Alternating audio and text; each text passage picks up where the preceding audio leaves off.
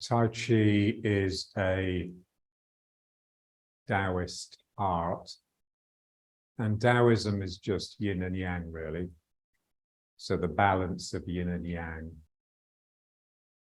So if I'm doing this, it won't be long before I have to do that in order to balance it.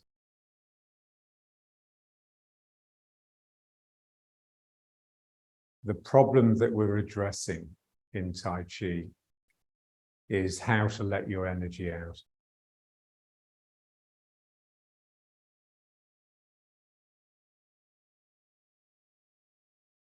We're really trying to do two things. We're trying to pull ourselves together, and we're trying to let ourselves go. So letting yourself go, that's letting your energy out. But in order to let yourself go, you must first be pulled together so that there's something to let go. And so pulling yourself together, the way we work on that is mind in Danqian. And if the mind was quiet, then it would be a simple matter. And placing the mind in Danqian would institute the correct tone, a ready, springy tone in the body. But because the mind isn't quiet, we have to do physical exercises to develop a tone which is similar. It's never right. This is the problem with techniques. They miss the point. They get close to the point, but fundamentally they always miss it. So whatever we practice is an approximation. That can't be avoided. Okay, so now let's just pull ourselves together. So just drawing into the Danqian, so pulling the muscles in, and then releasing them out. Tightening and drawing into the Danqian, and then pushing out against that.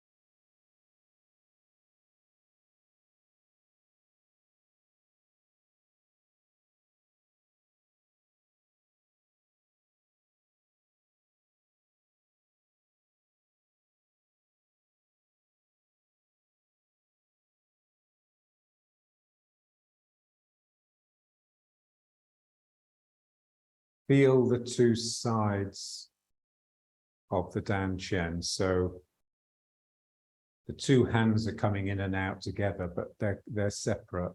So one hand starts, and then the other one comes in.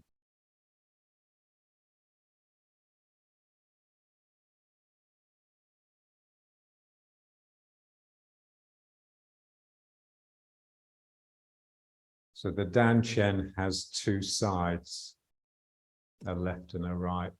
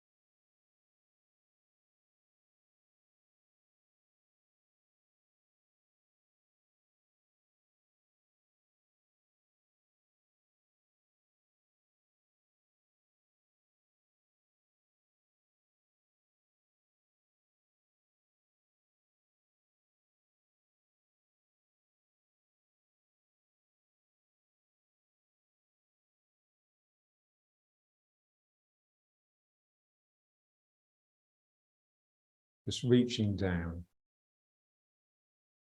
one side and then the other.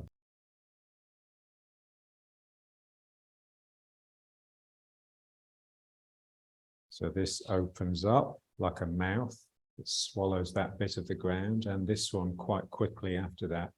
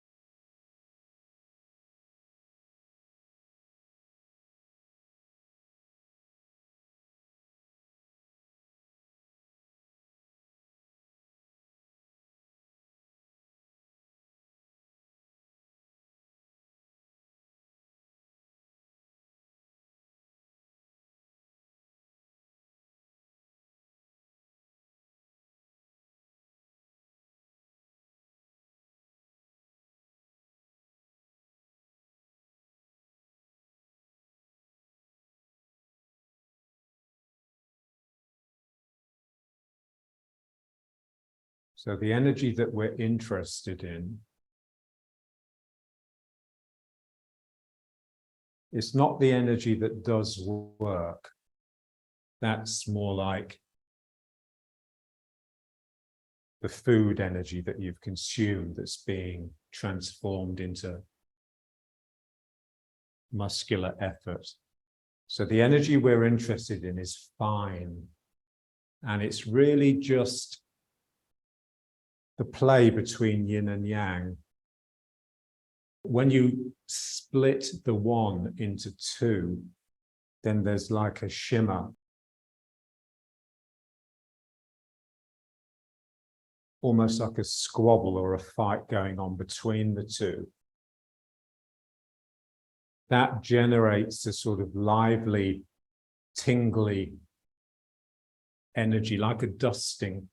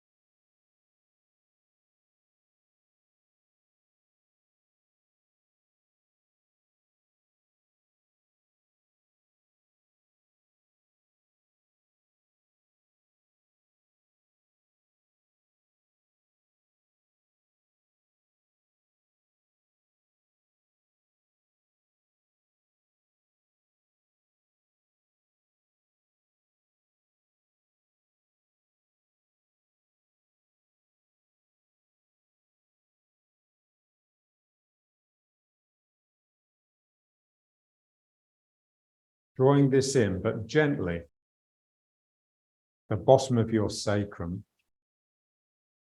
tailbone, can just go down and forwards a little bit.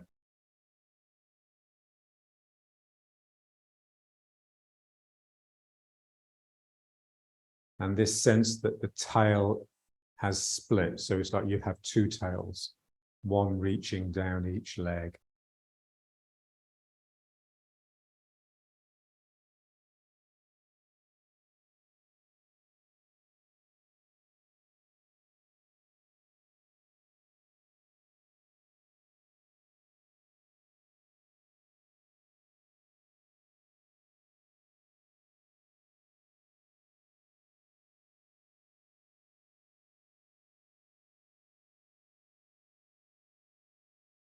Feel the circles again. So the circle of the leg. So let's just make an exercise of it. So just turning the waist, but with your mind and your finger, just tracing the line. So up one leg, across the sacrum, and down the other leg.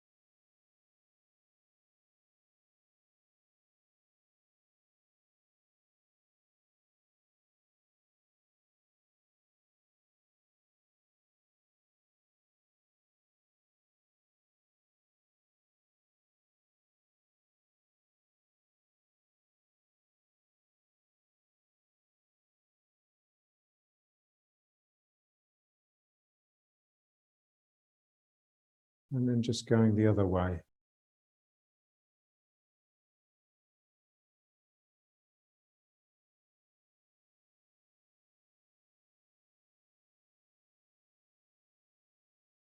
It's like I'm reaching under the ground. I'm going down the leg, down the outside edge, cutting under the ground, and then coming up into the outside edge of the other foot.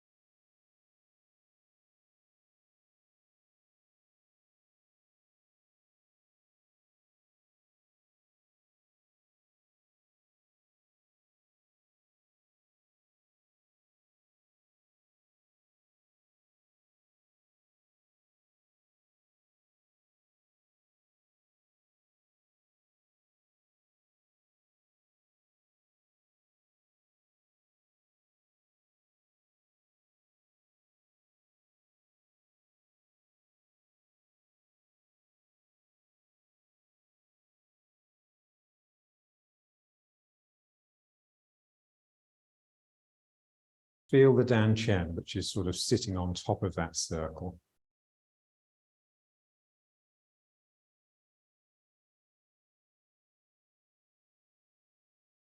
And now the circle of the arms.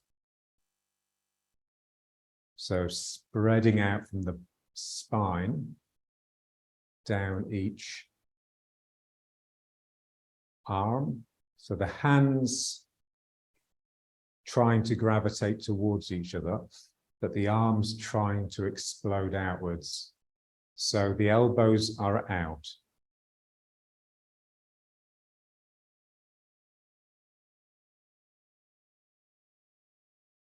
And now let's just trace the circle with this hand. So I'm going down this arm, across my back, down this shoulder, down the arm, and to this hand.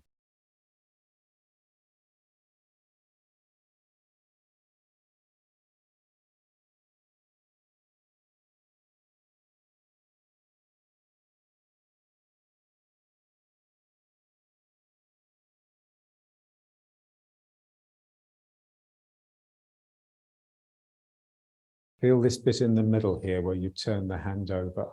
That's like the bottom of the figure of 8.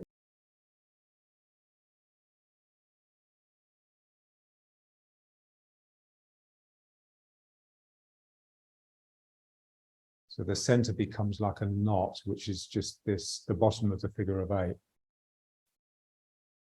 So that's in the heart, and then the heart comes out, down this arm, down this arm. And then here I really dig into the heart, and then something comes out.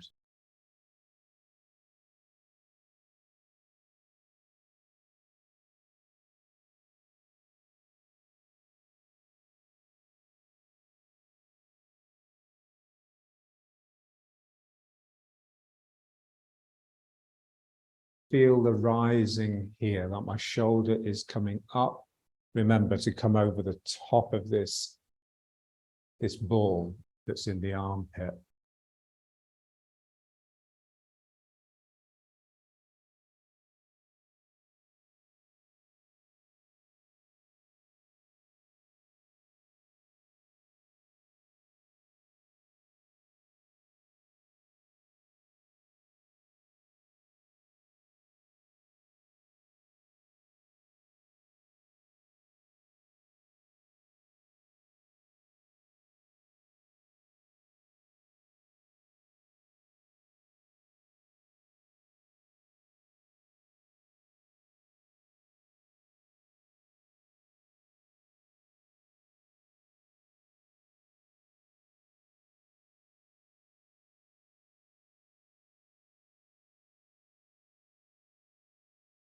Opening the heart as much as possible, dangerously open. And it really does threaten to bring you out of your root, because effectively the energy is rising here. So you have to really stay down with your legs.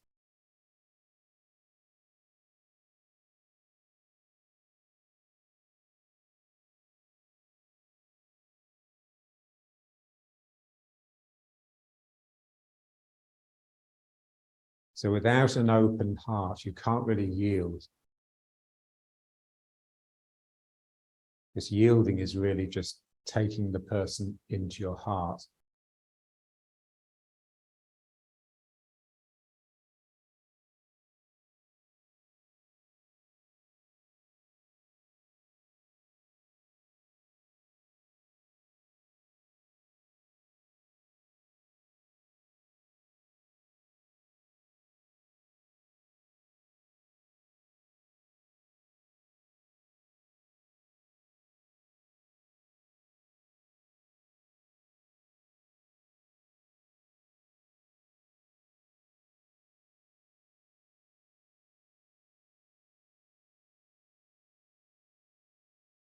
And then let's just try a bit with the other hand. So first, just let it settle up.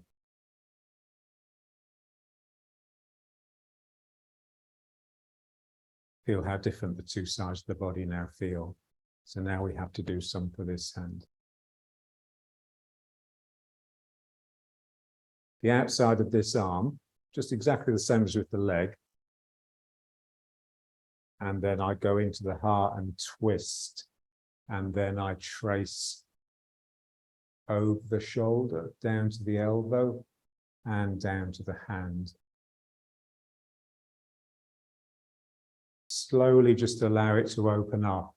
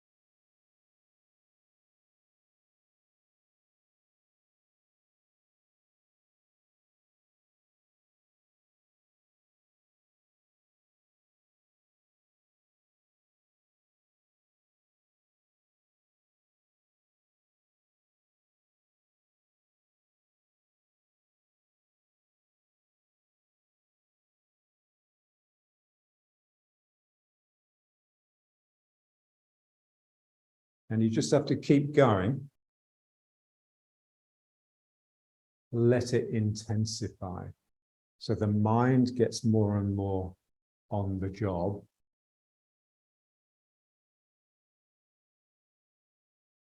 I suspect that spirit is very much related to adrenaline. So there's a sense that when your mind is on the job, it becomes more and more real. It's the same feeling, really, as when adrenaline comes into your system.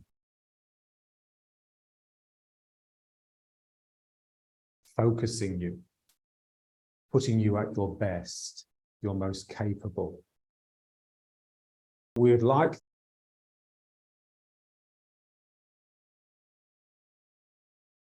a low level of adrenaline in the bloodstream whilst we're awake. So that in a sense, we're always ready. And the body always has that sort of springy, responsive tone. So we're not slack or flabby or half asleep.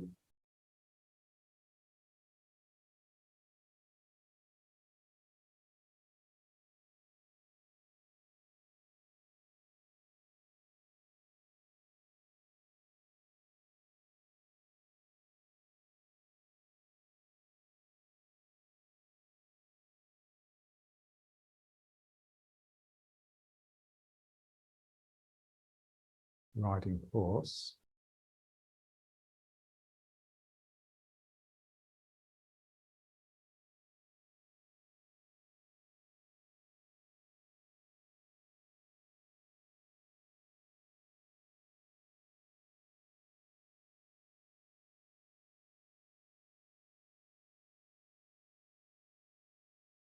Doing the figure of 8 exercise. So normally we do the figure of 8 exercise like this. So the bottom of the figure of 8 reaches down to the ground, sort of underneath my foot, and the top reaches above my head.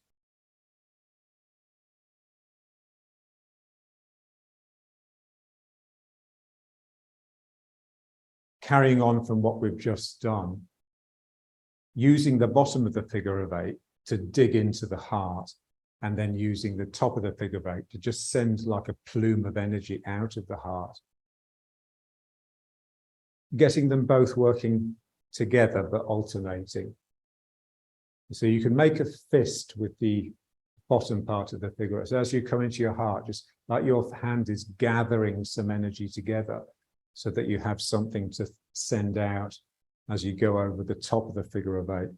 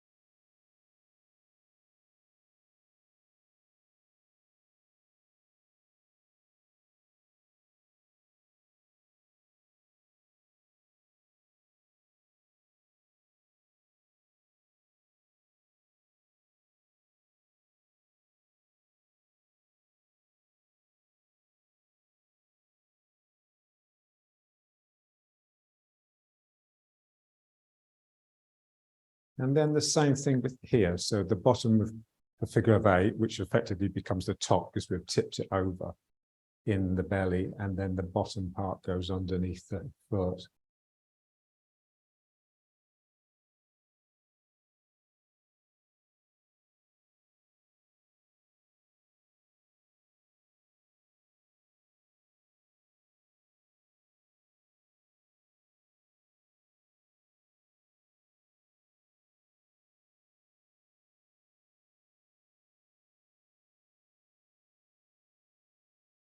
When we tighten the dantian in the right way, so with this alternating rather than just pulling the whole thing in, it encourages these pockets to open up. And it's these ones really that are the important ones. the ability just to loosen the legs and the arms from the torso.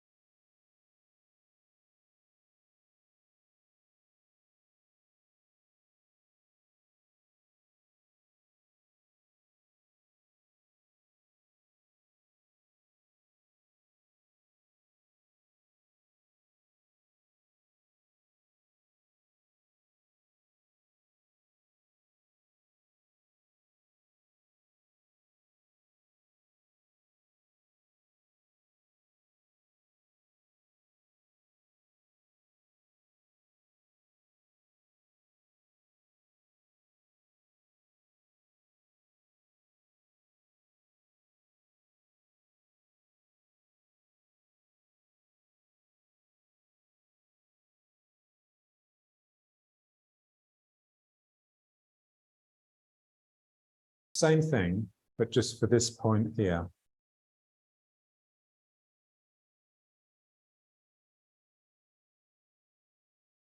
So your legs are attached to the dantian, your arms to the heart, and really it's the eyes. It's the eyes that are attached to this point here, particularly what we call the eyes at the back of the head. So this sense that there's some sensitivity to what's going on that's located here in the back brain. And in the same way that we bring the arms around to the front and bring the legs round to the front, we want to bring this round.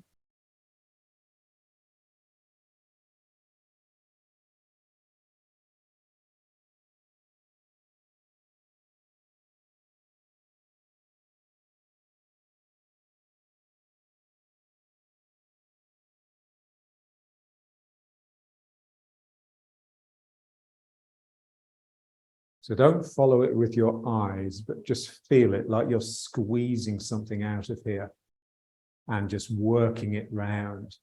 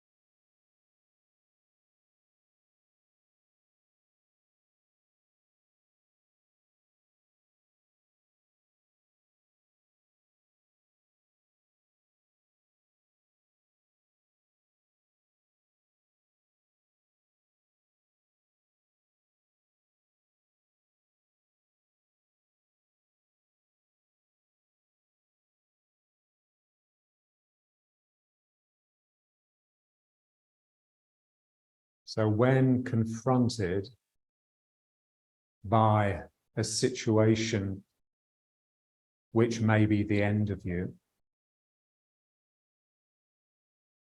then spirit will come in to help.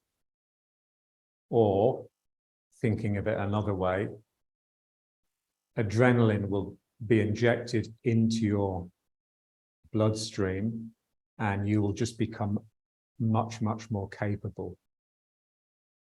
If you've had experiences of that, then you know that when it happens, you become a completely different person.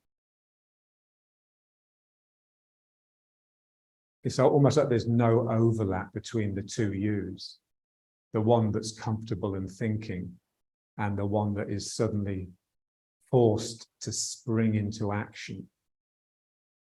So that's what we're trying to get the balance for. To have these two selves, these two realities in some sort of shimmering balance. John was just an expert at spirit and adrenaline because he'd been in so many fights as a kid.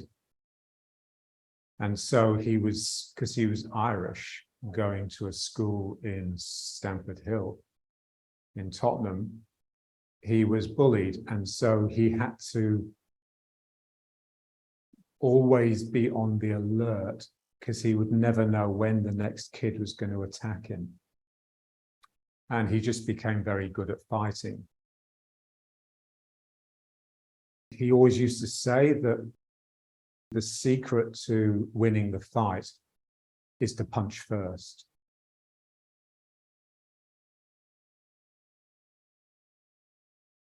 You know it's getting serious, and then you just finish it.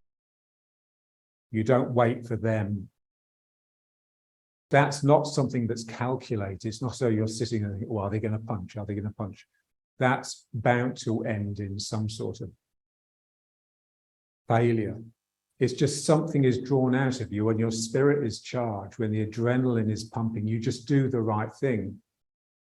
And you afterwards, you've got no idea why you did it or even what happened because you've come down. It's very similar to, when performers go on stage. Last week, Ty was in a dance performance and she'd been worrying about it for weeks. And of course, the adrenaline came up and she did marvelously. But then, of course, afterwards, they were up the three of them were up all night because they just couldn't sleep because the adrenaline was still there.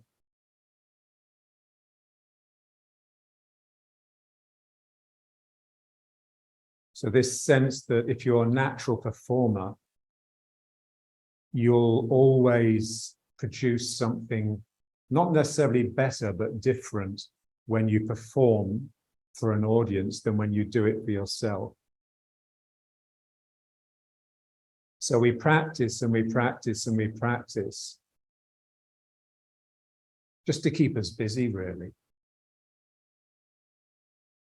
Just to develop a structure which can then fill with energy and readiness when needed.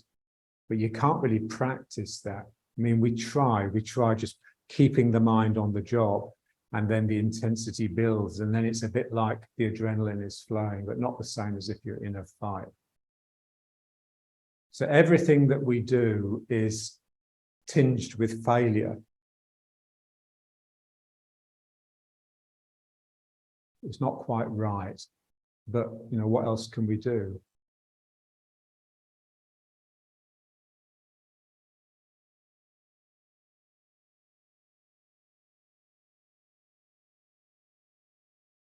The curve of the spine.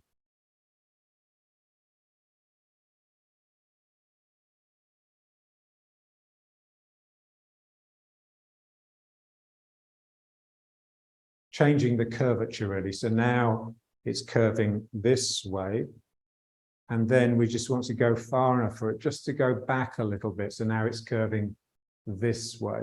So the curvature has just reversed.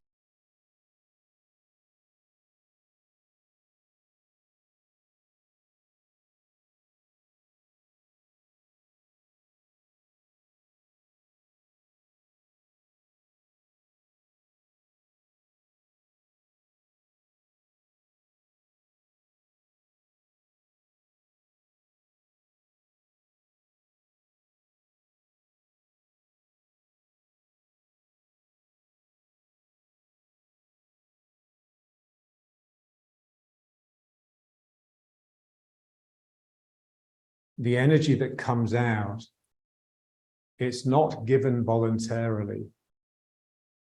It's called out of you.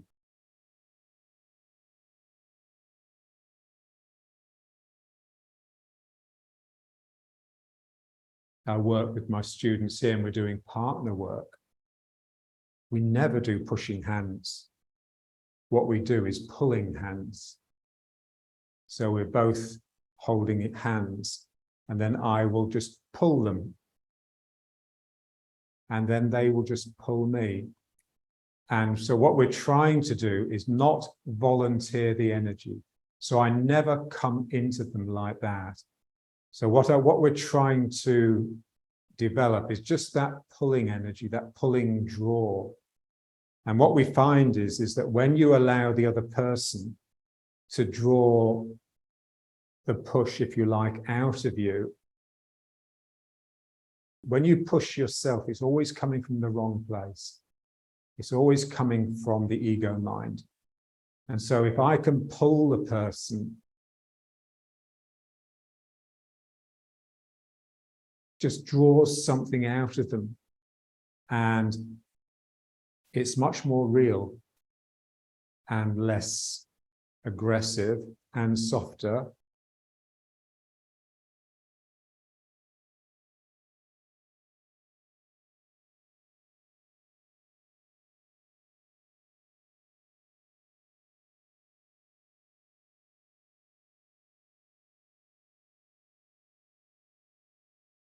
Feel the spine. So what we'd like is that each vertebra moves relative to the one beneath it, the same all the way up the spine. Now there's always part of the spine that's a little bit too eager, and there's a part of the spine that's reluctant to move. And so we just have to scan.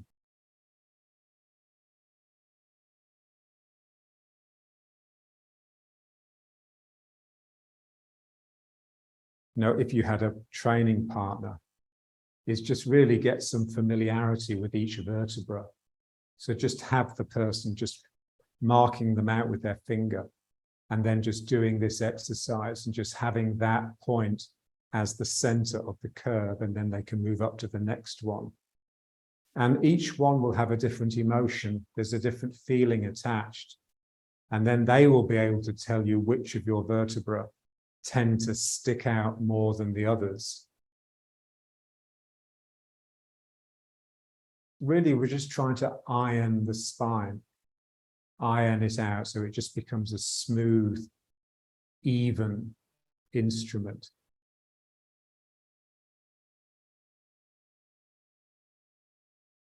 And the vertebrae where there's normally a problem are the ones that are responsible for lifting the heart. So sort of the mid-back, where the bra would fasten.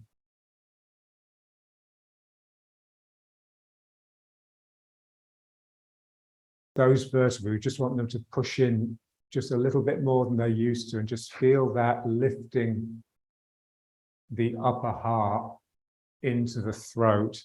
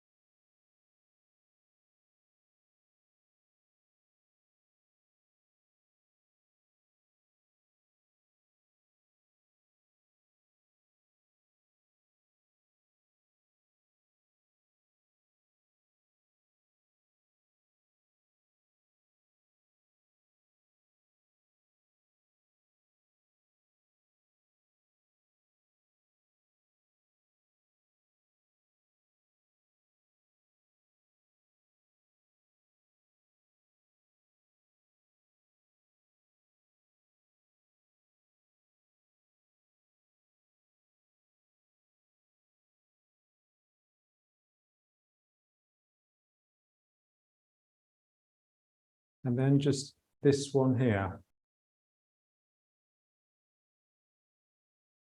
From my heels, there's a gentle S up here and then over here with no susceptible break here, no kink. It's a point of inflection.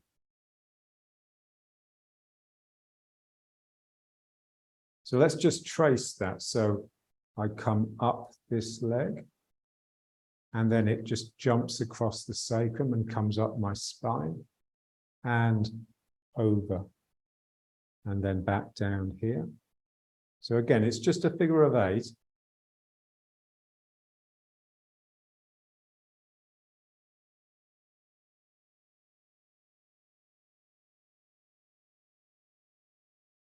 So let's try with this sound.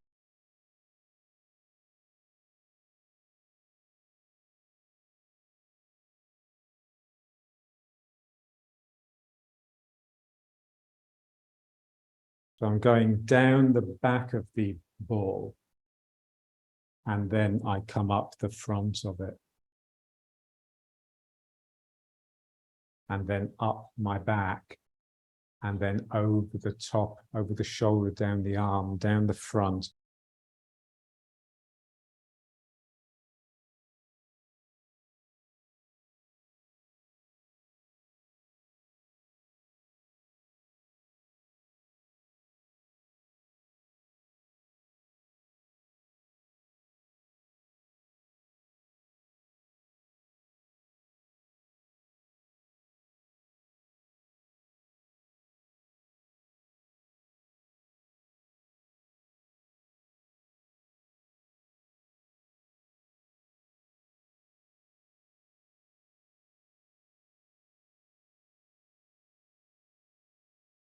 So it's just mind continuous.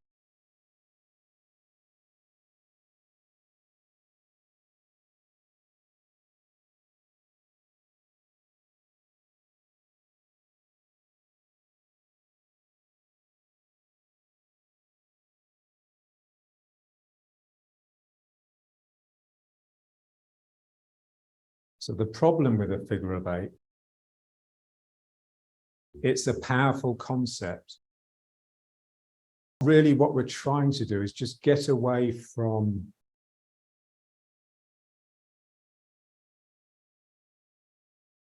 any sort of intellectuality and just get back to the body. So the body is our instrument and our template. It's not the concepts that we create in our mind.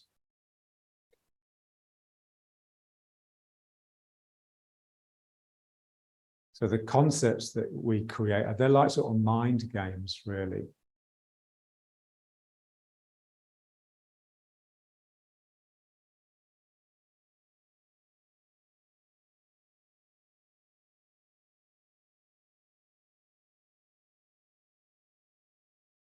You use a concept or a technique, but all the time you're trying to let it dissolve a little bit so that the body, the working of the body is refining it,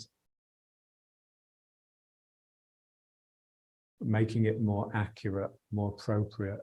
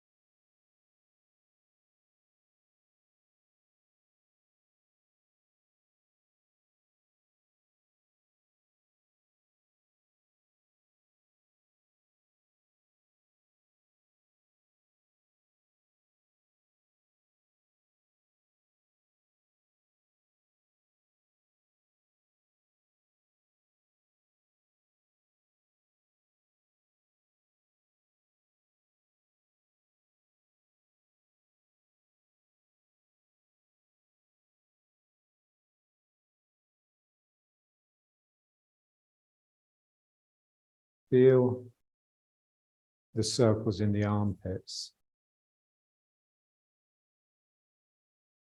The way I work on it with my students, I'll just lift their arm up and just put my fist inside their armpit and just roll the fist like I'm encouraging this circulation. Just stretching the shoulder over the fist, and the same here. So this is going in this direction, and this one is going in this direction, and the same in the legs.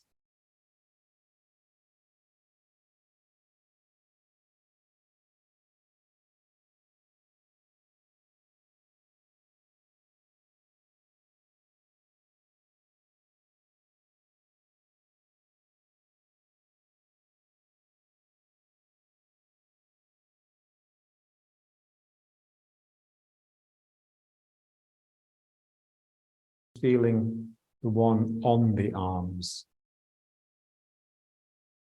It's like this. So this one will tend to drop the elbows and lift the hands, palms facing up. This circle here will tend to bring the elbows up and the hands will tend to want to sort of go down like this. And so it's always a balance between those two circles. This one has the feeling that you're holding something heavy. So that's very important to get into syncing correctly. So syncing should really drive you down. We're becoming pile drivers. And the way, I work on it with the students, is just basically just push their body down. So they're standing like this, and I just go behind them and just place my arms on their shoulders. And then I just relax my arms. And it just adds, just a kilo or so. And it's just enough to sort of be a little bit more than they're used to. So they can really sink more without their legs fearfully trying to fight it.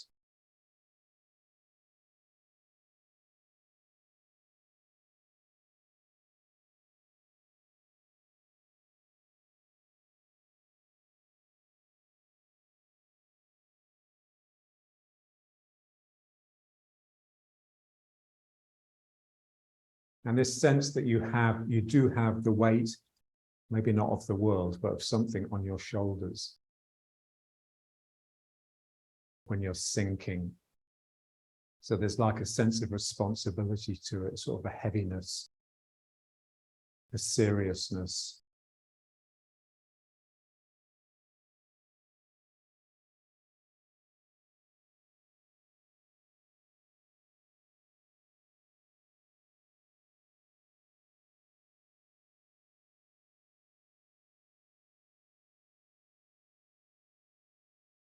Let's just turn, just to loosen it.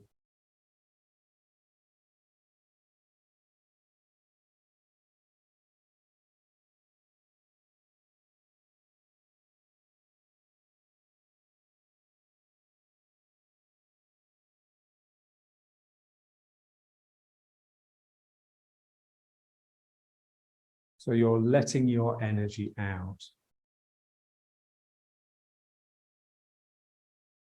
So there's a real sense that you've turned a tap on in the sacrum, and water, energy is just pouring down each leg.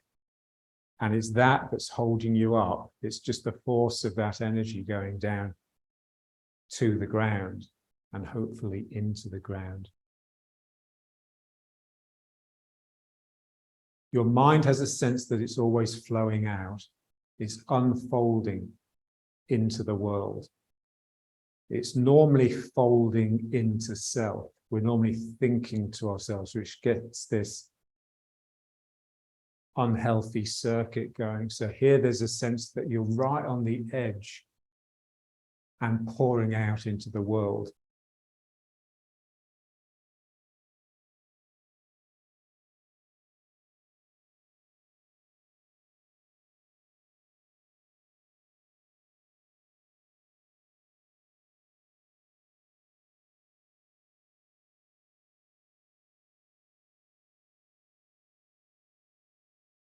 So that's very important in meditation as well. Because meditation so readily just becomes thinking to yourself, even when you don't think you're thinking to yourself. So even when there's no words going through your head, it doesn't necessarily mean that you're doing it right. So what we want is this almost the feeling that you're ready to sort of move into action at any moment. So if that energy was any stronger coming out of you, it would just take your body with it.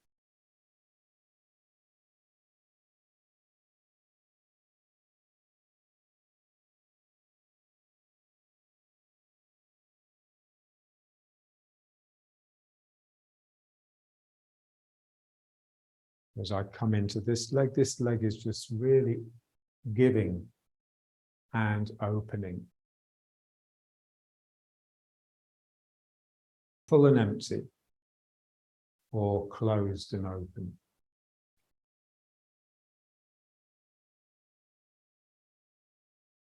So this is what the form should be. The form should simply be the dance of full and empty.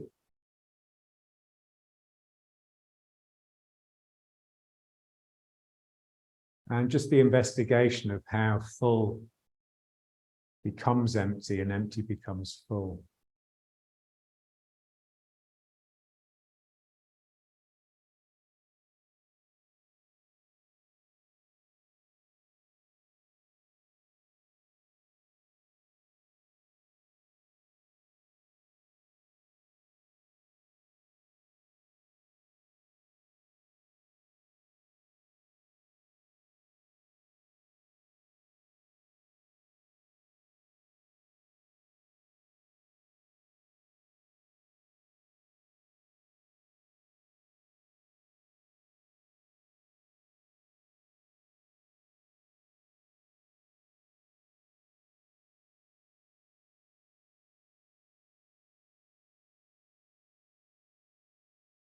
Just a little bit of going backwards and forwards, because this is where we practice the full and empty.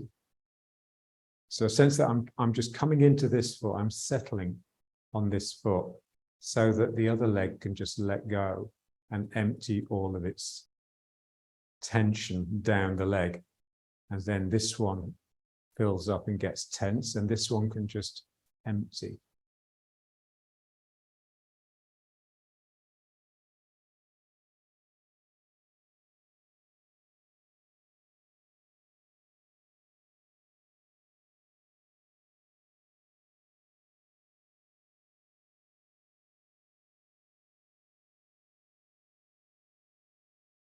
Feel the mind.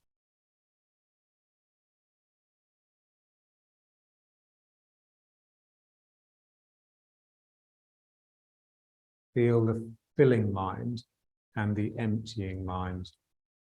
The filling mind is condensing, something is coming together, it's getting serious, it's getting real in a material way.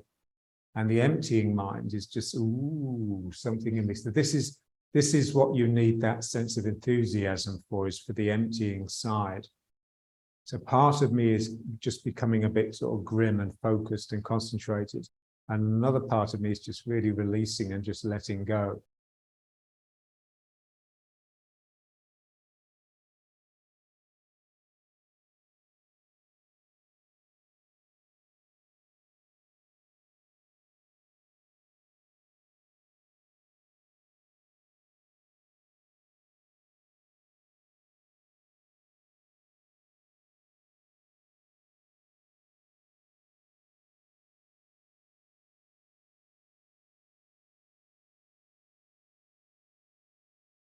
Feel the return. So this is releasing and relaxing. It goes out, but then it comes back in order to fill up again.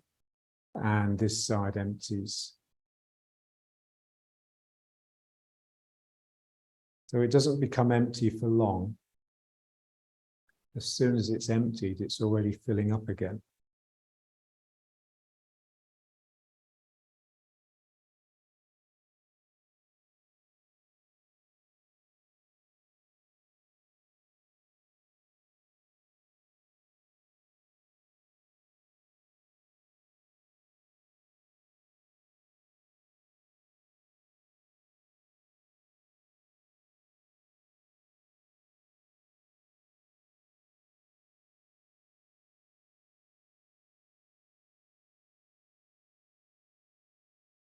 So as the energy leaves your body, it almost tickles.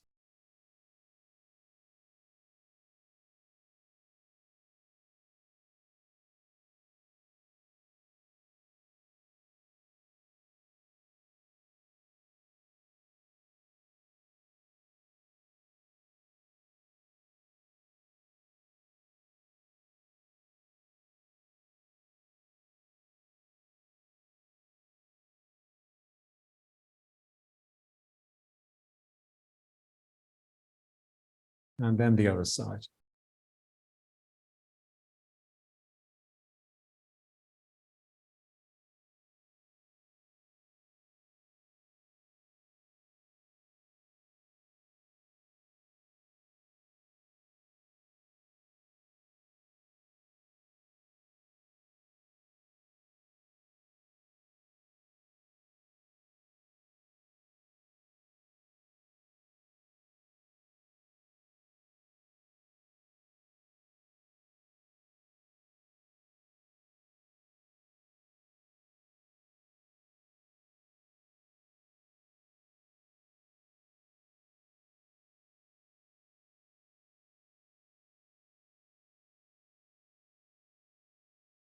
And listening mind.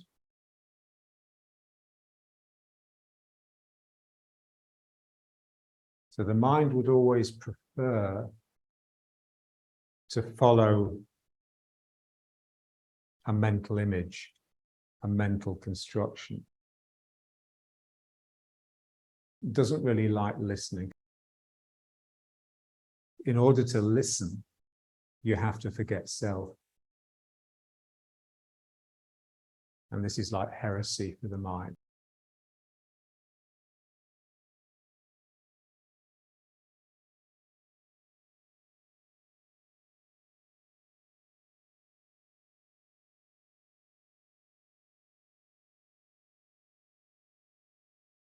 This is the problem with any mental image, but especially the figure of eight. The figure of eight is so beautiful, the mind loves it so much, that the mind would much rather be going around a figure of eight than actually really listening for the real channel within the body.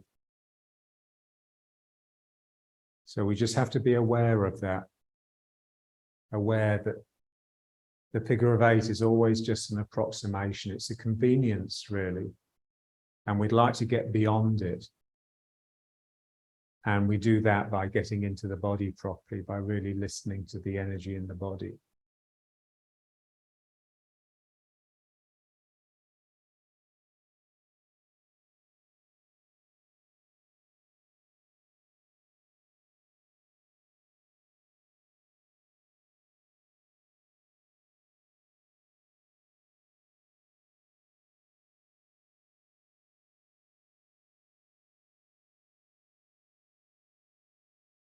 So in a sense, you could argue, or I would argue, that the most ridiculous mental construct, the one that is just so easy, really, and means that you pretty much miss everything, is the one God, monotheism. So they now know that the ego and monotheism developed at the same time in our history.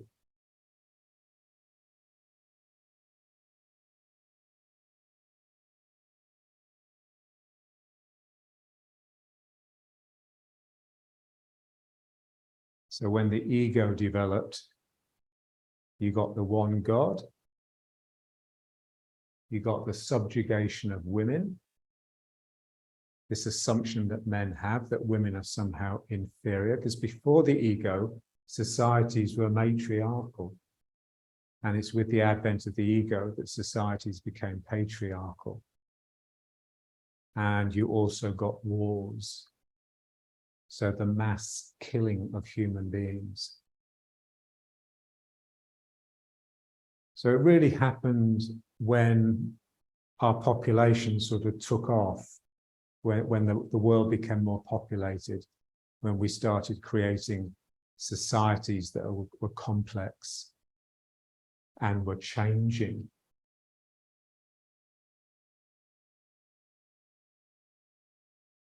So those early pre-ego cultures were very stable. And so part of you could just really relax because you knew there was no real anxiety, that sort of deep gnawing anxiety that we have nowadays. So I release it, and then it just comes back. So something inside me calls it back, almost like a sadness.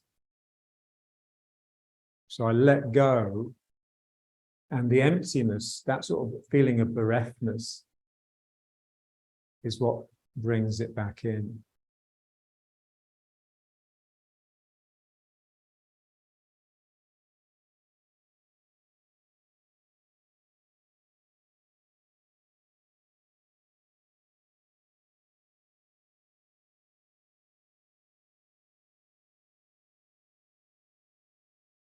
You have to let yourself feel the emotional profile of the exercise. How do your feelings change as you go through the exercise? So as you fill up, there's almost a sense of, oh yeah, I've got it. Yeah, this almost smug. But then as you empty, there's a sort of a wrenched open rawness that's difficult.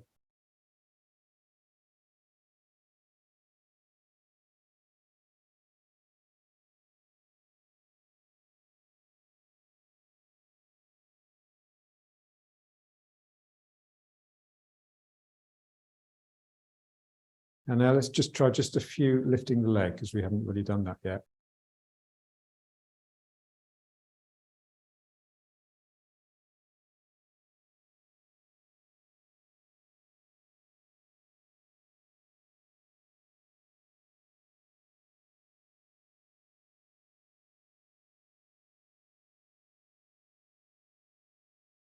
Like we're going to step for brush knee and push. So this hand is coming out.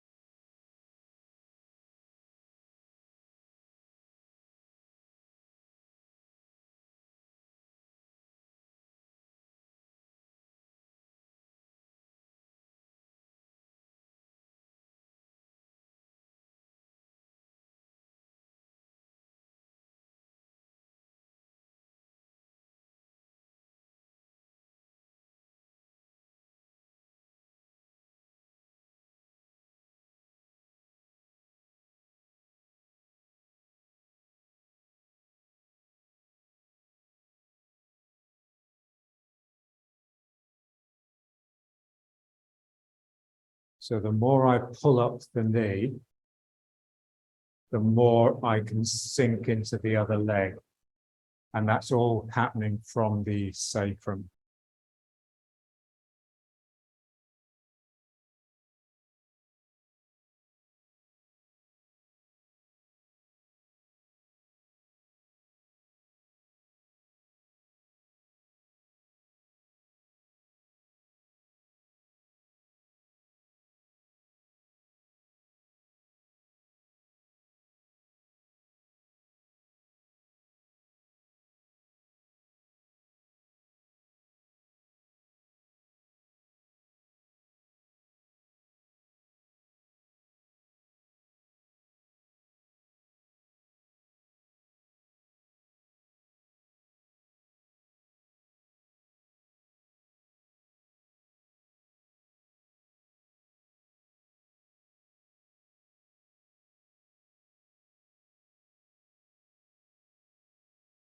So the hand that's going out is with the sinking and the circumference, if you like, because the energy is sinking down the outside, and then in the middle there's the rising energy, so that's with the knee.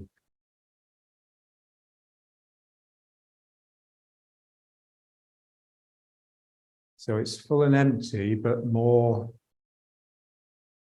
like that central column is full, or the energy is coming up from the ground, and the outside round the edge of the column is sinking and going down, draining into the ground.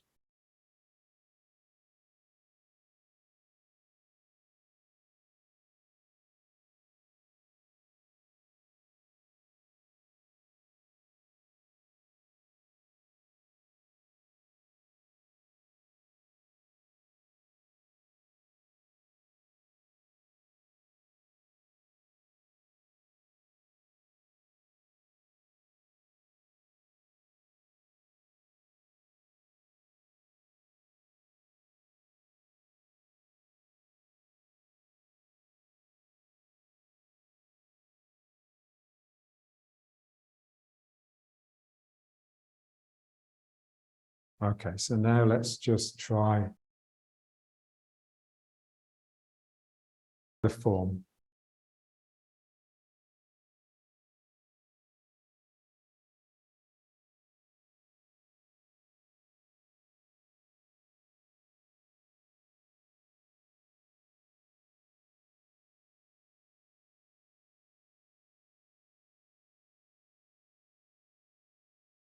So I'll do it twice, once this way and then once this way, and I'll talk through.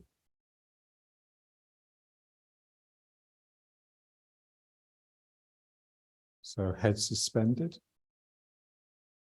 sacrum just heavy, lengthening the spine.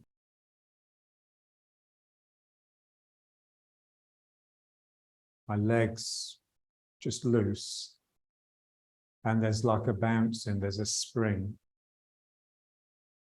So the muscles aren't fearfully holding on. They're loose-ish, a springy looseness. And then just stepping with the right foot. So for that, I have to sink down into my left. And just feel that as you sink, you tend to turn this way. So if you're sinking into the left foot, then you'll tend to turn to the left. So this sense of filling.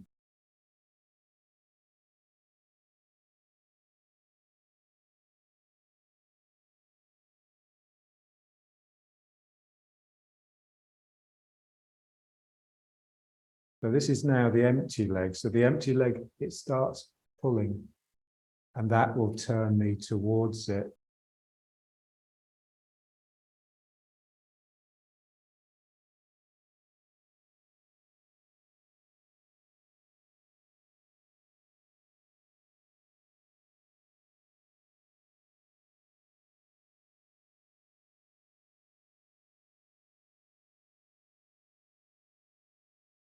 And now here, I just want to just really relax across here and just sit down into the legs so that there's a sense that the wrists are coming up from my sinking. I'm sinking down the spine, and that's enabling this circuit. And now my elbows are with the sinking down the spine. And now just circles. So I'm reaching out and I'm yielding. This hand circles and takes over the yield so that this hand can sneak up the arm. And then this foot comes out and then ward off and bringing those toes back. Turn a bit more here just to start the yield with this hand, and then this hand sneaks up on top, stepping, and then this hand comes underneath the arm that you're holding, and then you can just do a little flip here to bring those toes round. Now here, your left hand is really reaching behind the other person, and this hand is in front of them. So you're sort of sandwiching them between your two hands.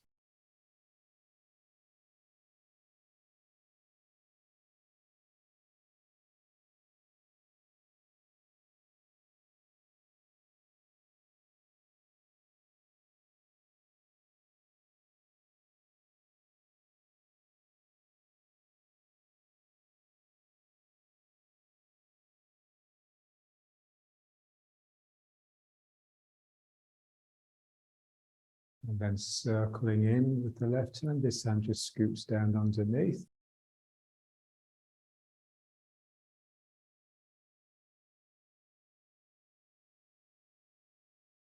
Don't bring the weight forwards too soon. The body is always the last thing to move. So as I'm coming into the front foot here, this side of my body is just releasing. So I use that to just let this hand open to start the yield for this bit here. So this hand is already on the person and this hand comes in.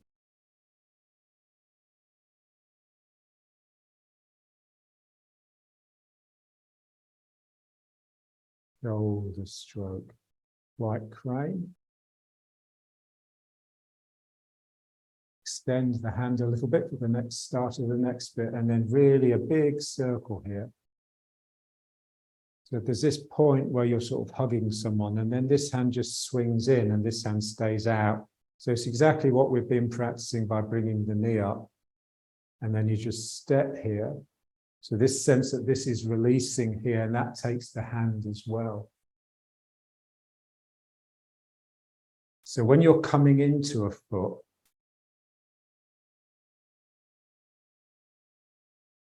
the sense is that I'm pulling with this side of my body so that this side of my body can release. Feeling here that the hand, imagine you've grabbed someone's arm and you're just pulling yourself forwards on them, and the energy is just released from this foot. You're just pivoting on the foot. So let's go from the white crane again.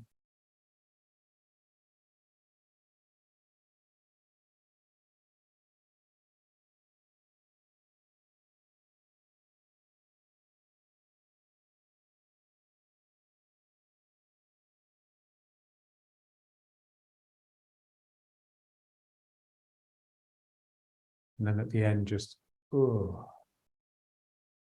heavy tailbone really at the end of the sacrum. Reaching forwards here, stepping up. This hand is slipping underneath, and play guitar. So the heel down here, it's all the way in this foot.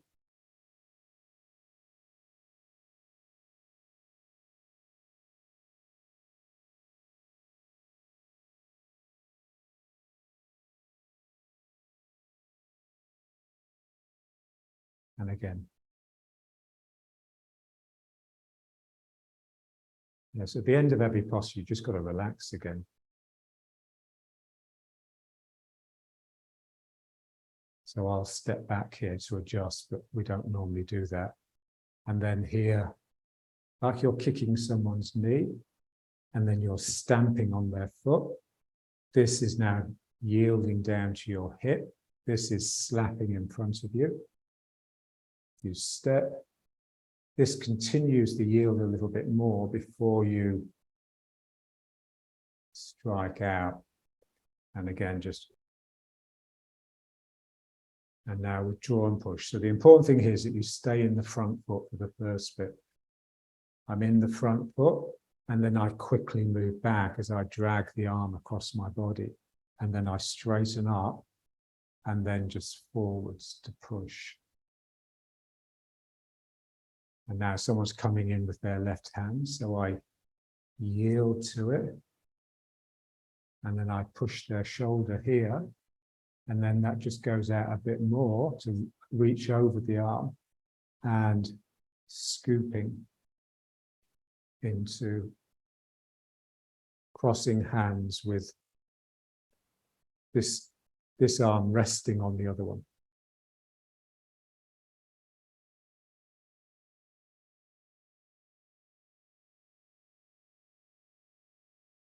Okay, so let's try again. So facing this way now.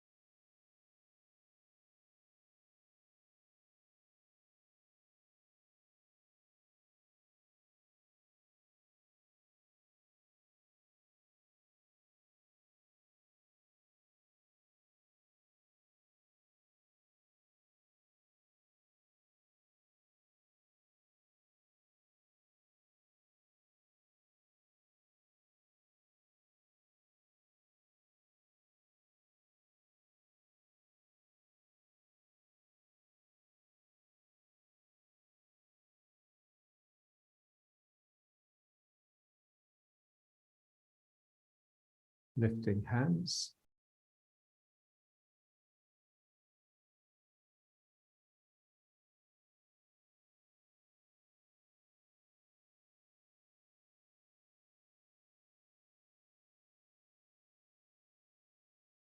Reaching forwards a little bit, and now just big circles.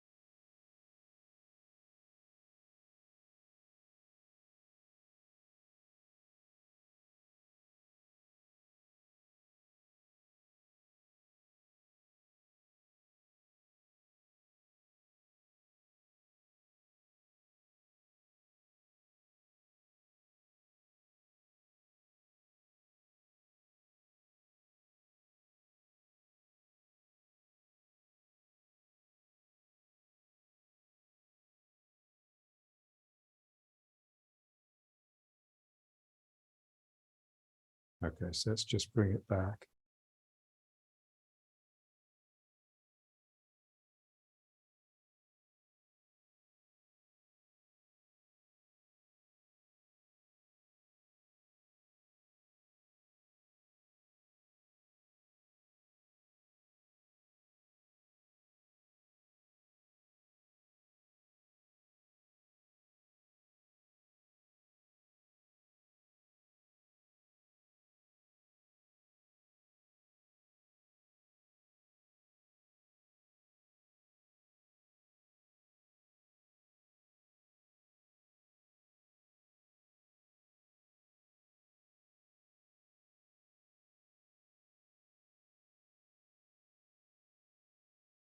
So the important thing is practice.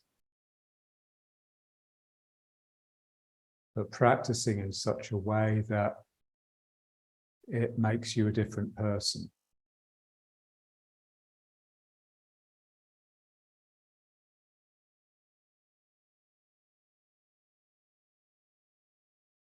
So by the time you've finished your practice, you feel very different from when you started, but also within the life the life of practice.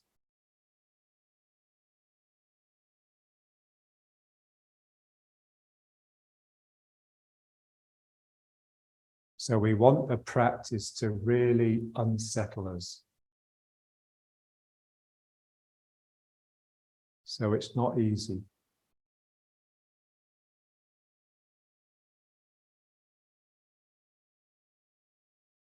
So this sense that you're being broken up into lots of little pieces, and then you can just, it will just rebuild slightly better than it was before. So very similar to weight training, where the actual exercise is breaking down the muscle, and it's the resting and the eating afterwards that's actually reconstructing the muscle stronger than it was before. So it's the same model really in any work,